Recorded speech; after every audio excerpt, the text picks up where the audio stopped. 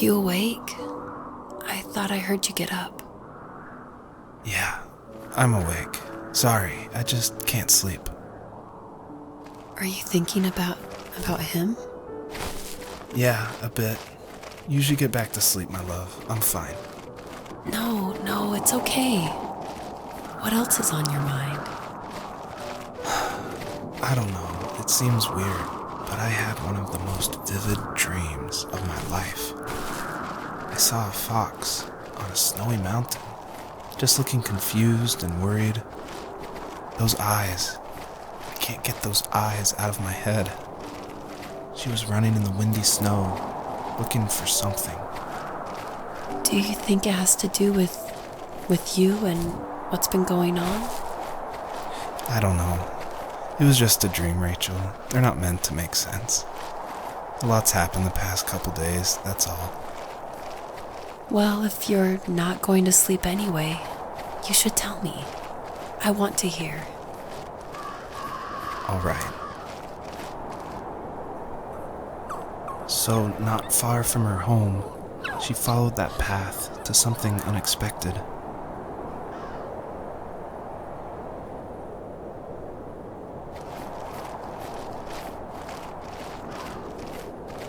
She couldn't stay, though. She had to find her other 2 children. So she took that path. She followed it towards something ancient. Something with answers.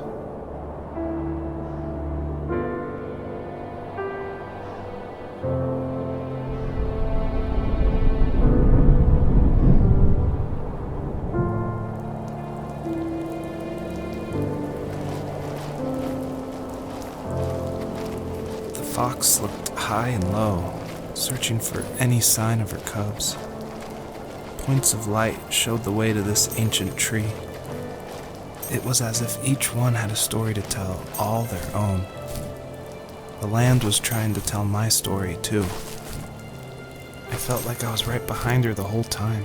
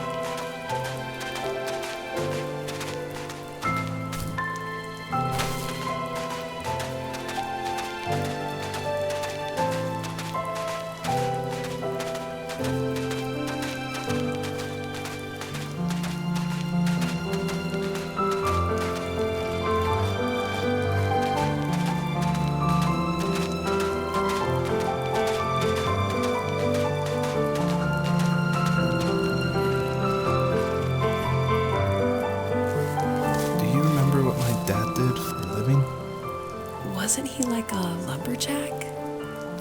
That's one way of putting it. If wood was a canvas, then a carving knife was his paintbrush. Even after working a 50-hour week, even after his hands were more splinters than skin, he would bring home the nicest piece of Alaskan weeping cedar and make me toys. That wooden train was the first toy I can remember, and I loved it. I just knew from a young age I was going to be a lumberjack, like my father.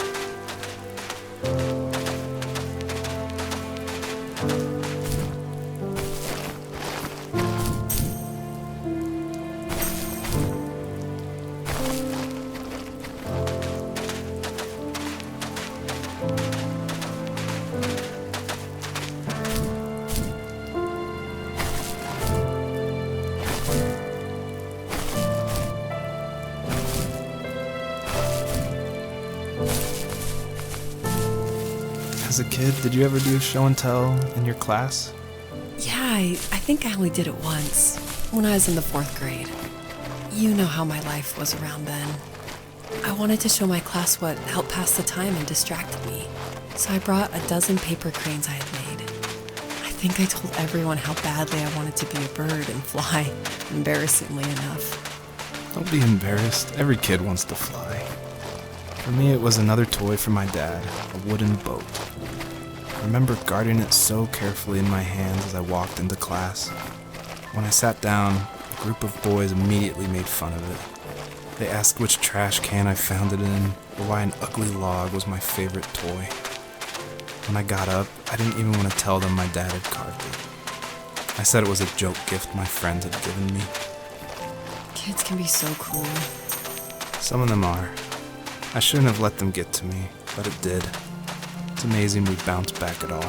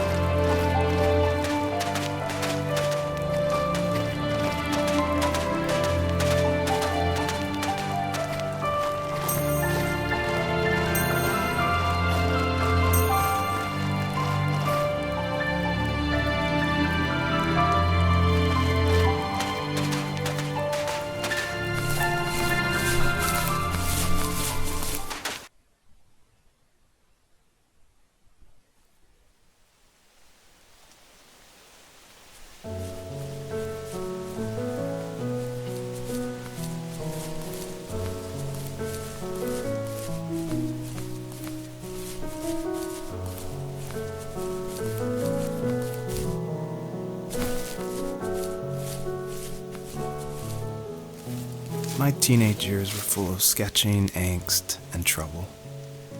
I wasn't popular or unpopular. Maybe just forgettable. I guess that gave me a sense of freedom. So I hung out with crazy kids, doing crazy things, even though I mostly just watched the chaos ensue. We did it all. Put fireworks in mailboxes, hide roadkill in people's garages, break windows of the barber shop in Anchorage. My dad was furious, but he was so busy working he couldn't do much to stop me from going out. I think being an adult means there's no one to stop you making hard decisions. He had to make a living, and he couldn't be in two places at once. Yeah, I realize that now. But at the time, I was sure he was more interested in growing his business than what was going on with me. He was working another late night, and my friends were over, saying how bored they were and how they had come all the way out to my house for nothing. One of them mentioned how that old, ugly beyond belief truck was still in the garage, and how we should take it for a spin. I was only 15, so I kind of fought it for a while. The next thing I knew, we were careening around the mountain path, rocks spitting onto the sides of the cliff, while my dad's cringeworthy bluegrass blared out the speakers. I drove while my friends were in the back of that yellow and purple truck, throwing beer bottles and trash at anything remotely interesting. Felt like I was soaring in the air with borrowed wings. But all good things have endings. A cop outside of Eagle River pulled us over after he saw us in a bottle rocket into someone's yard. What followed was a long night of talking to disappointed adults and feeling smaller than ever.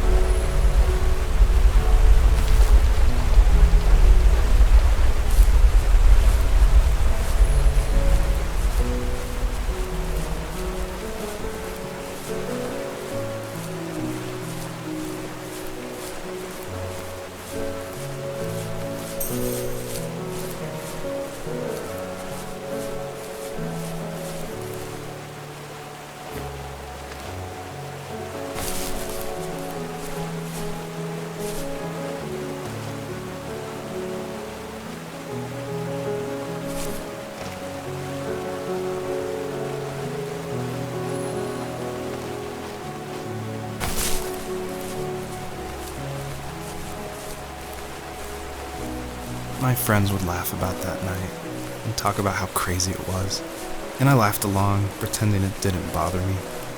But it did. I imagined my friends growing old in the bush, unable to find that thrill in those godforsaken ice fields. It's like those mountains were a literal wall, keeping me from leaving, where all I would have to look forward to are lumber yards and evening beers. I had to climb over. That was my only goal for a long time.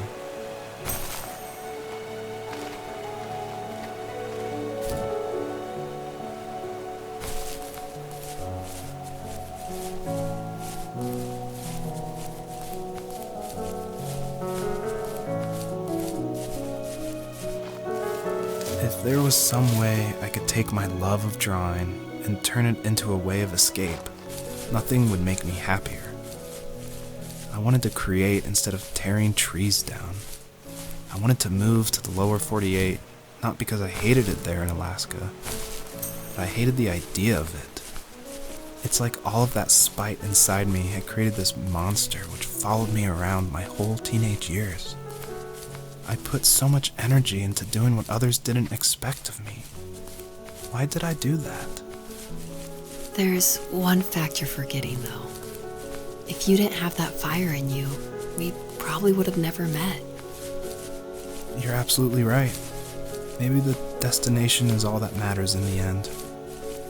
But then why am I awake? Why am I seeing this fox go on her journey? And why can't I stop thinking about my dad?